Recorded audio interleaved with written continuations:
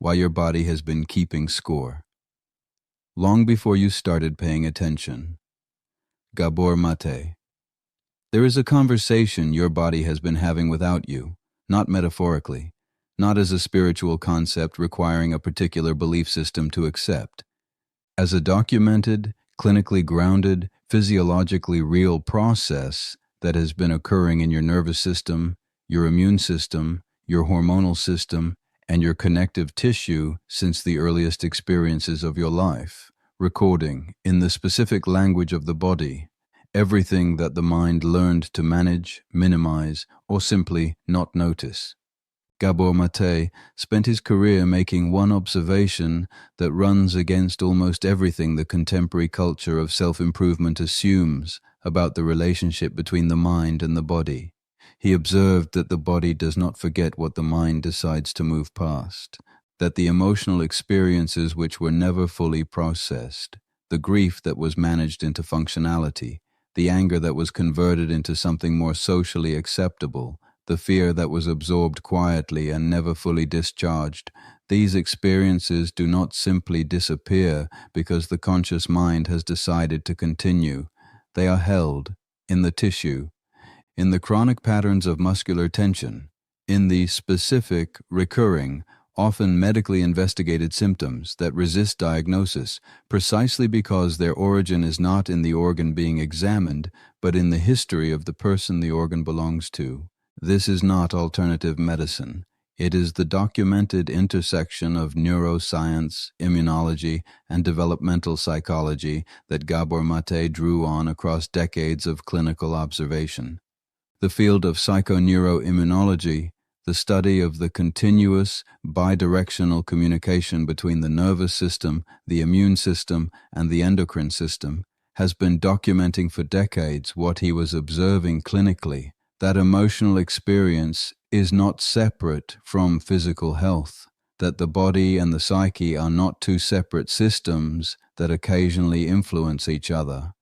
They are one system, and what happens in one dimension of that system is registered, processed, and stored in all of them simultaneously. Today I want to give you the honest account of what the body has been keeping score of, how it keeps it, and what becomes available when you finally begin to pay the kind of attention that the body has been waiting for. The body began keeping score before you had language, before you had the conceptual apparatus to evaluate experience as good or bad, safe or dangerous, appropriate or excessive. In the pre-verbal period of early life, when the nervous system was most plastic and most fundamentally shaped by environmental input, the body was already developing its primary orientation toward the world, its baseline level of activation, its default relationship with safety, its automatic response to specific qualities of relational experience. The infant whose distress was consistently met with warm, attuned, genuinely responsive caregiving developed a body that learned something specific at the level of physiology.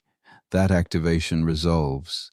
That distress is followed by comfort, that the nervous system can afford to return to baseline because the environment reliably provides what is needed for that return to occur. The infant whose distress was met with something less than that, with anxiety, with inconsistency, with genuine absence, or with the specific quality of caregiving that was physically present but emotionally unavailable, that infant's body learned something different. It learned to maintain a higher baseline of activation, to keep the monitoring system running at a level that the reliably safe environment would not have required, to hold in the tissue the specific quality of unresolved activation that the relational environment did not provide the co-regulation to complete. That holding does not resolve with time alone. It continues. Into childhood, into adolescence, into adult life, carried in the body as the specific, often entirely unconscious orientation of a nervous system that learned its lesson thoroughly and has been faithfully executing it ever since.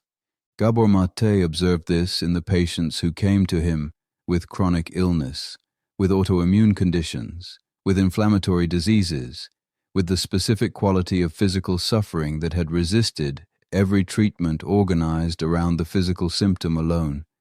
He asked them questions that their previous physicians had not asked, not about the symptom's history, but about the person's history, about the quality of the early relational environment, about the specific emotional experiences that had never been fully processed, about the relationship between what the body was expressing and what the life had required to be suppressed.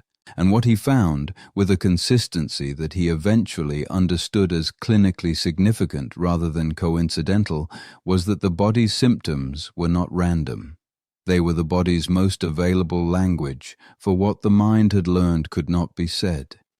The immune system that turns against the body's own tissue in autoimmune conditions is not malfunctioning in a simple mechanical sense.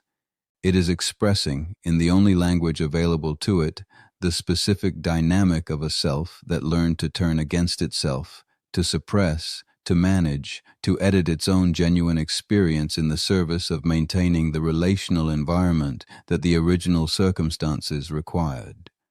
The inflammatory condition that flares in response to stress is not simply the mechanical consequence of stress hormones. It is the body registering the accumulated cost of a life organized around the suppression of the authentic stress response that the original environment made too costly to express.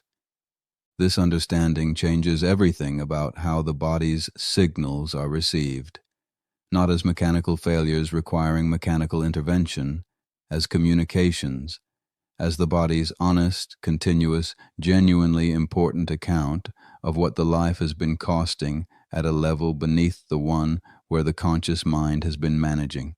Now I want to give you the 7 specific ways the body keeps score, the 7 channels through which the unprocessed emotional experience of a life finds its way into physical expression.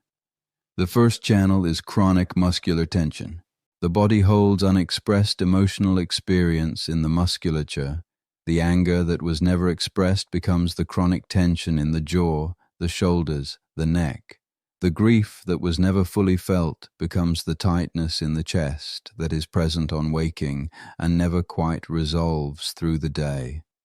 The fear that was absorbed and managed rather than discharged becomes the specific quality of held breath, of shallow respiration, of a body that has learned to make itself small and still as a strategy for managing what the environment required it not to feel. These muscular patterns are not simply physical.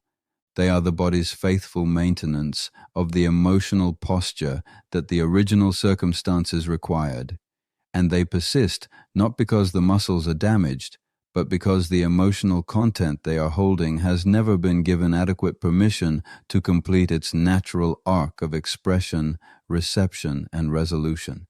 The second channel is the immune system.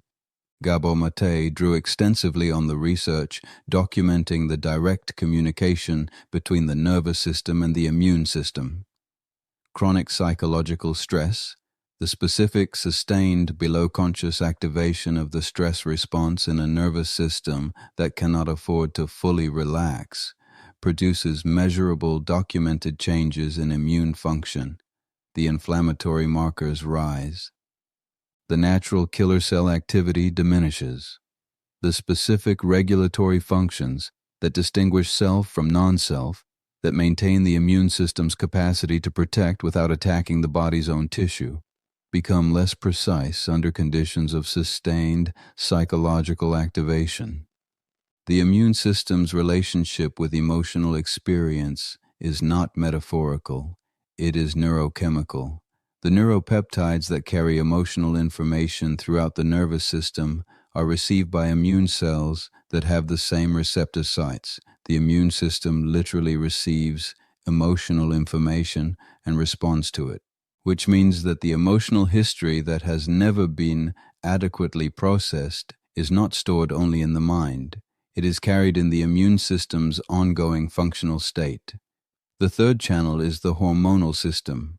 The chronic activation of the stress response produces sustained elevation of cortisol, the primary stress hormone, whose short-term functions are genuinely protective, but whose long-term presence at elevated levels produces documented consequences across virtually every system of the body: sleep disruption, metabolic dysregulation, cardiovascular consequences, the specific quality of exhaustion that does not respond to rest because it is not being produced by insufficient rest, but by the continuous metabolic cost of a stress response that cannot fully resolve. The hormonal system keeps score in the specific way that chronic physiological states are expressed through the accumulated metabolic consequences of sustained activation in a system that was designed for acute rather than chronic deployment. The fourth channel is the gut. The enteric nervous system, the extensive network of neurons lining the gastrointestinal tract, contains more neurons than the spinal cord and communicates continuously with the brain through the vagus nerve. The gut is not simply a digestive organ, it is a primary site of emotional processing, a major producer of neurotransmitters including serotonin, and a system whose functional state is intimately and directly connected to the psychological and emotional state of the person it belongs to. The chronic digestive conditions, the irritable bowel presentations, the specific quality of gut distress that accompanies sustained psychological stress, these are not separate from the emotional history. They are its physical expression in the system that is most directly connected to the brain's emotional processing centers. The fifth channel is the cardiovascular system. The heart and the vasculature are continuously responsive to emotional experience in ways that are documented and measurable. The specific quality of sustained emotional suppression, the chronic, full-time metabolic project of managing what is genuinely present in the interior life, produces documented cardiovascular consequences that go beyond the ordinary stress-heart relationship. The research that Gabor Maté drew on showed consistent patterns between specific emotional histories and specific cardiovascular presentations that could not be accounted for by lifestyle factors alone. The sixth channel is the immune-inflammatory interface. Inflammation, the immune system's response to threat, is not only activated by physical injury or pathogenic invasion, it is activated by psychological threat as well. The chronically stressed nervous system maintains a state of low-grade systemic inflammation that is measurable in the blood and that produces, over time, the specific disease presentations that low-grade chronic inflammation is documented to produce. The inflammatory conditions, the autoimmune conditions, the chronic pain conditions, the specific quality of systemic suffering that resists simple mechanical explanation, these are often the body's expression of the accumulated inflammatory cost of sustained psychological activation. The seventh channel, and the one Gabor Maté returned to as the most clinically significant and the most consistently overlooked, the specific location and quality of the symptom as communication. He observed, across decades of clinical work, patterns between the specific emotional content of a person's history and the specific location and quality of the physical symptoms they presented with. Not as a universal law, as a consistent enough pattern to take seriously as information rather than coincidence. The person whose history was characterized by the suppression of voice, of genuine self-expression, of the honest communication of what was actually true, often presenting with throat and thyroid conditions. The person whose history was characterized by the suppression of genuine need and genuine grief, often presenting with respiratory and cardiac symptoms. The person whose history was characterized by the internalization of boundary violations, often presenting with conditions affecting the body's literal boundaries, the skin, the immune system's self-other distinction. These are not diagnoses, they are invitations to curiosity. To the specific question that Gabor Maté considered most important in the clinical encounter with any chronic physical condition. Not what is wrong with this body, but what is this body trying to say that has not yet found another way to be said. That question, asked honestly, with genuine curiosity and genuine compassion for the body that has been faithfully keeping the score that the mind has been declining to read, is the beginning of the only kind of attention that the body has actually been waiting for. Not the attention of the diagnostic process, however necessary that process is. The attention of genuine, honest acknowledgement. The recognition that what the body is expressing is not random and is not simply mechanical, that it is the faithful, continuous, genuinely important communication of a system that has been recording the emotional truth of a life for as long as that life has been lived, and that the path toward genuine physical health, not the management of symptoms, but the genuine shift in the underlying state that is producing them, runs through exactly that honest acknowledgement, through the willingness to finally, genuinely listen to what the body has been saying, to receive the communication rather than continuing to investigate the messenger. The body has been keeping score your entire life. It has been waiting with the extraordinary patience of something that has no choice but to continue for the moment when the attention would finally turn toward it honestly enough to hear what it has been saying. That moment is available now. And the privilege of a lifetime, the one Gabor Maté pointed toward with everything he had, the privilege of a lifetime is to become who you truly are, including the body that has been carrying you through everything you have lived, especially that